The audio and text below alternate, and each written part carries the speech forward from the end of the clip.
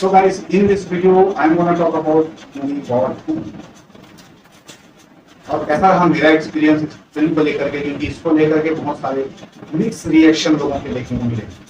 तो आज की इस वीडियो में मैं अपना ओपिनियन आपको देता हूँ और आप लोगों के ओपिनियन यदि मेरे ओपिनियन से मिलते हैं देन शेक हैं, और अगर अलग है क्योंकि जितनी आंखें उतनी बातें तो मैं कह नहीं सकता। मैंने जो फिल्म देखी है पर्दे पर मुझे जो एक्सपीरियंस हुआ मैं वो सब आपसे शेयर करूंगा। क्या होना था, क्या नहीं होना था, क्या नेगेटिव है, क्या पॉजिटिव है, ये तमाम बातें इस वीडियो में हम लोग करने वाले हैं देन।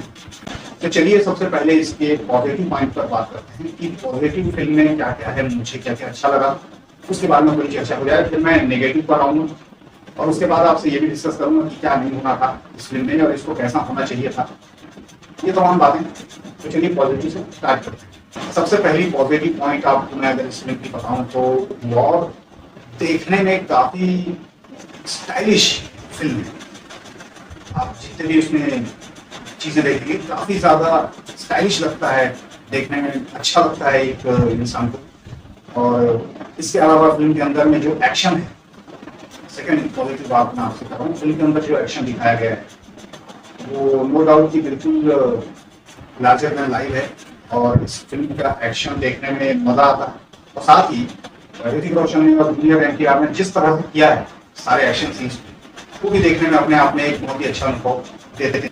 तीसरी पॉजिटिव बात दोस्तों इस फिल्म की मुझे लगी इस कार के जितने भी हैं परफॉर्मेंस के बारे में यदि हम बात करेंगे तो कोई भी किसी से कम नहीं लगा है, चाहे वो ऋतिक रोशन हो चाहे जूनियर एनटीआर हो। और इस बार तो मैं ये भी नहीं कह सकता कि हीरोइन को बिल्कुल वेस्ट कर दिया या नहीं। इस बार कियारा आडवाणी को मैं कहता हूँ कि एक अच्छा स्पेस भी मिला और एक अच्छी तरह से उनको एक्शन करते हुए जो दिखाया है, जिस तरह से उनकी फिजिकलिटी लग रही है।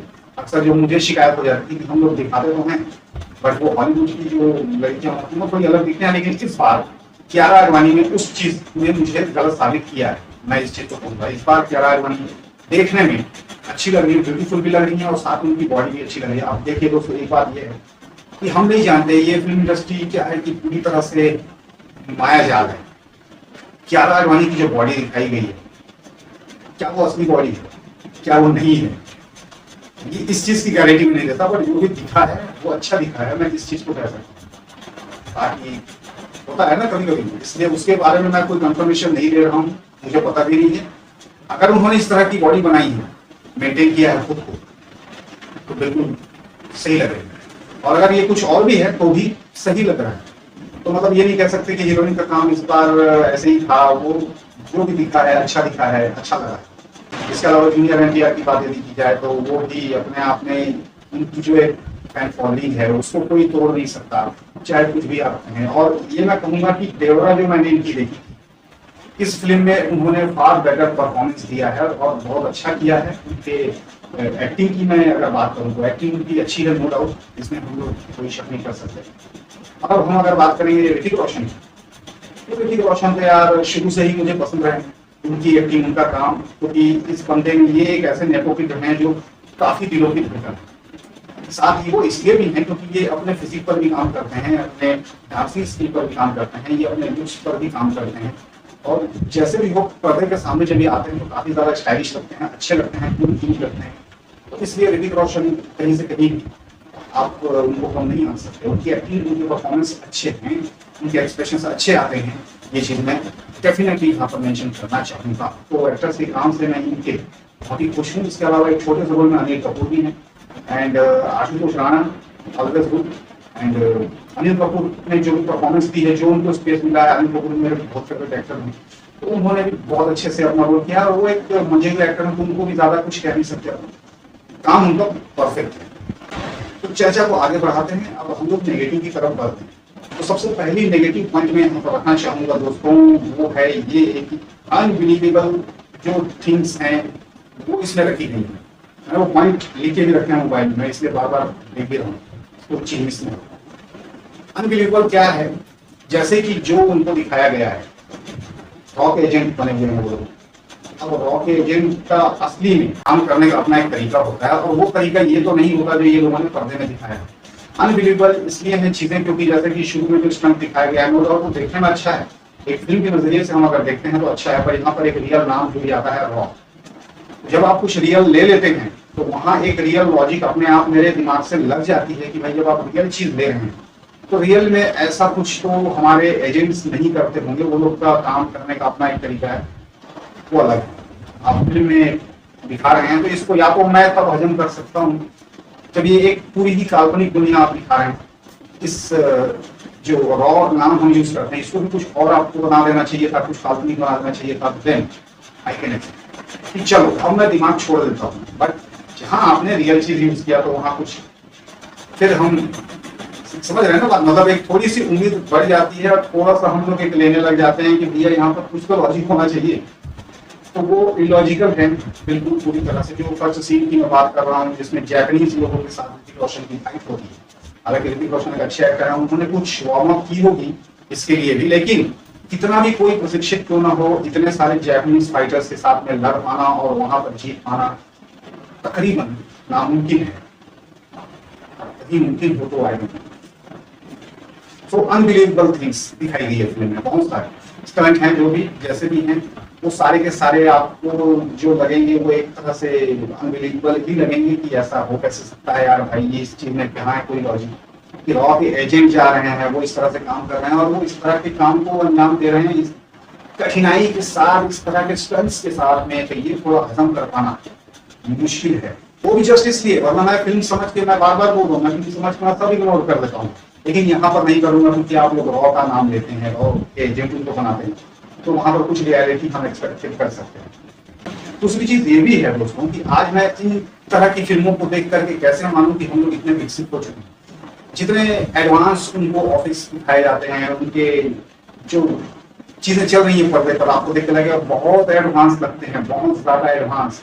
और यहाँ हम जमीन में रहकर हकीकत देख रहे हैं तो यहाँ पर लोग डायलोगर में बिजी हैं, लैंग्वेज फाइट में बिजी हैं, या फिर हम लोग हिंदू मुस्लिम करने में आज भी बिजी हैं। देन आई कांट एक्सेप्ट, ये चीजें इतने एडवांस हम लोग हो चुके हैं, मैं उस चीज को बिलीव नहीं कर सकता जब तक ग्राउंड हमारा जो लेवल के लोग हैं वो नहीं सुधरेंगे, वो एडवांस नहीं होंगे, या और भी चीजें आती जैसे कि कहानियों में चलते फौजी को वर्दी में पिटा हम लोगों ने, मैं नहीं बिलीव कर सकता कि कितने एडवांस कोई कहीं पर हैं।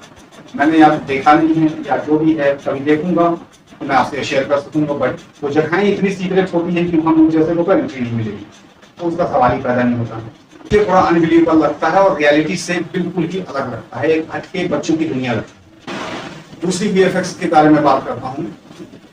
वीएफएक्स जो है फिल्म का, वो इसका एक बहुत ही बड़ा वीक पॉइंट मैं इसको कहूंगा, क्योंकि वीएफएक्स इसका इतना ज्यादा पुअर है, वो स्क्रीन में पर्दे पर भी समझ में आ रहा था, वरना एक होता है यार कि चलो टीवी पर देखो तो समझ में आता है कि कुछ वीएफएक्स में काम हुआ है, पर्दे पर वो उतना ज्यादा नजर नहीं आता। लेकिन इस फिल्म के अंदर जहाँ पर 400 करोड़ का बजट लगा हुआ है, वहां पर वो लोग इस तरह के वीएफएक्स को दिखाते हैं, वो भी एक्सेप्टेबल नहीं होगा, और इसी की वजह से थोड़ा देखने में ना वो चीज फिर अच्छा नहीं लगता, क्योंकि जब आपको समझ में आने लगता है और हर चीज नकली, मैं बार बार बोलता हूँ, आप लोग 400 करोड़ 500 करोड़ लगाते हैं, असली जगह चले जाइए ना, असली जगह में जाके शूट कीजिए, असली की बात अलग होती है, असली का कोई तोड़ नहीं है।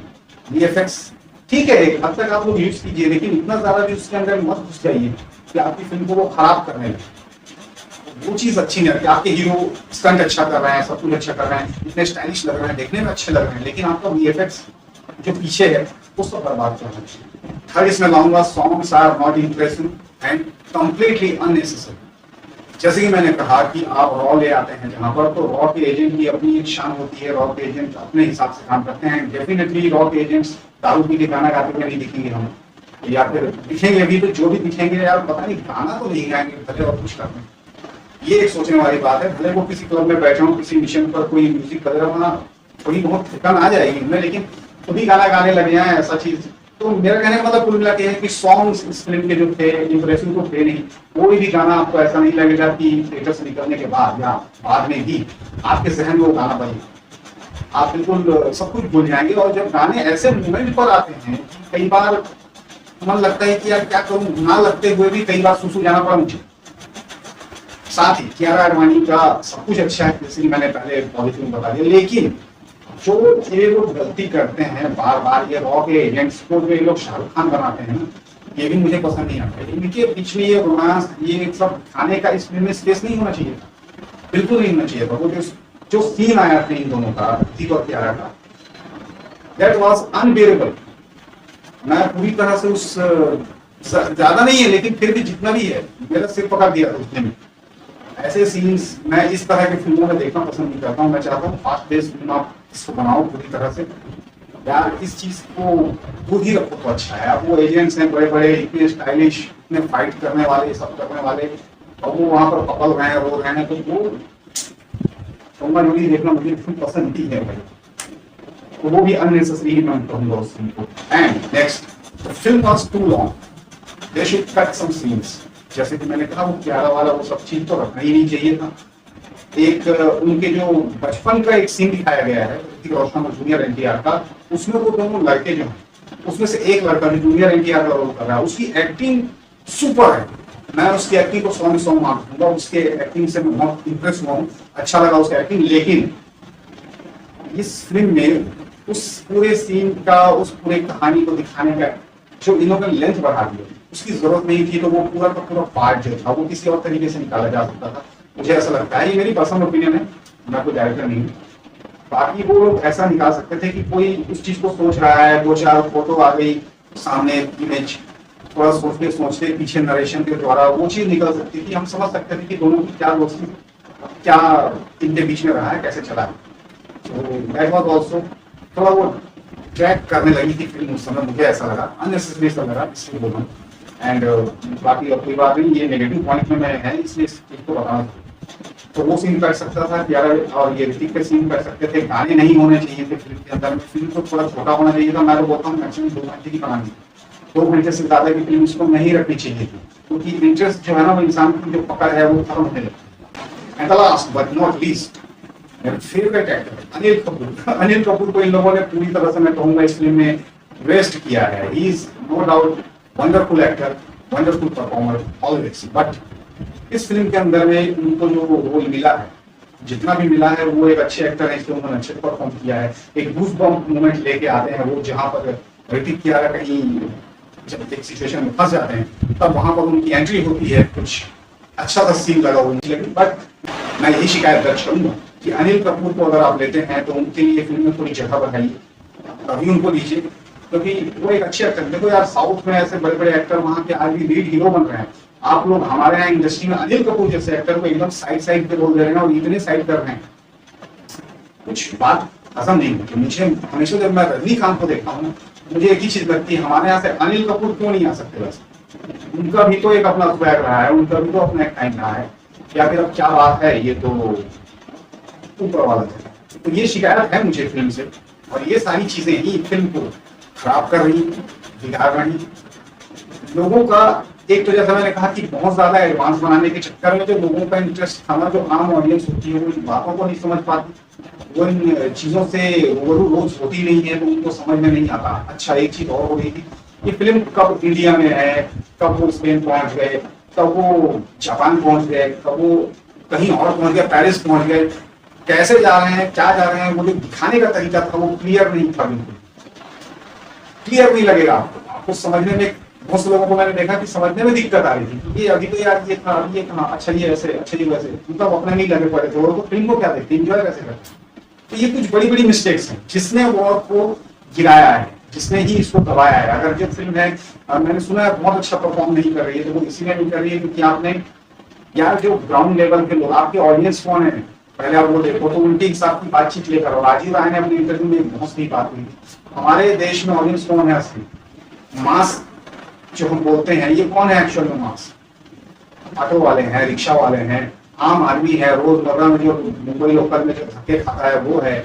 और जो भी ये लोग हैं, इन लोगों से पूछो ना इन सब चीजों के बारे में, घंटा नॉलेज इनको अपनी जिंदगी के जद्दोजहद में लगे हैं। इनको पैसे मिलते हैं, ये लोग पहले पिक्चर देखने के लिए जाते हैं, और यही लोग आपके ऑडियंस हैं।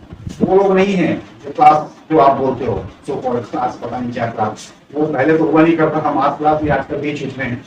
तो ये सब चीजें हैं उसमें, तो ये इन सब चीजों में आपको थोड़ा सा ध्यान रखने की जरूरत है कि आप जो टारगेट ऑडियंस है वो कौन है, उनको समझो, उनके हिसाब से फिल्म लाओ। अगर आप कुछ दिखा दे रहे हो तो थोड़ा जमीनी दिक्कत को रखते हुए ऐसी चीजों को दिखाना चाहिए। थोड़े डायलॉग उनके जो हैं, अब एकदम से वहाँ की में कुछ बात हो रही है, उनके एडवांस ऑफिस का कुछ दिखा रहे हैं, तो इनको क्या ही समझ में आएगा, वो लोग कंफ्यूज हो जाते हैं। इसीलिए वो फिल्में अच्छी होकर भी तब जाती है, गिर जाती है। ये एक बहुत बड़ा फैक्ट, इसको कोई माने या ना माने। अदरवाइज अगर हम फिल्म की बात करें तो एक पॉजिटिव पॉइंट में आप और ऐड करिए, फिल्म का जो बीजीएम था वो उसकी चर्चा करते हैं, तो बीजीएम फिल्म का अच्छा है, एंटरटेनिंग लगा मुझे उसकी वजह से वो थोड़ा सा, और पूरी तरह से फिल्म को सपोर्ट करता है, सीन्स को सपोर्ट करता है। So BGM is no doubt because ये सब चीजों को हटा देना था जो मैंने कहा है। इसको 2 घंटे की फिल्म होनी थी, फास्ट होनी थी। गाने आप एल्बम के तौर पर यूज कर सकते हैं, मैं नहीं कह रहा हूँ गाने मत रखो, गाने रखो, एल्बम के तौर पर रखो और उनको फिल्म में पीछे मत डालो। ऐसे फिल्मों का पूरा मजा किरकिरा करता है आपके लव सीन, आपके गाने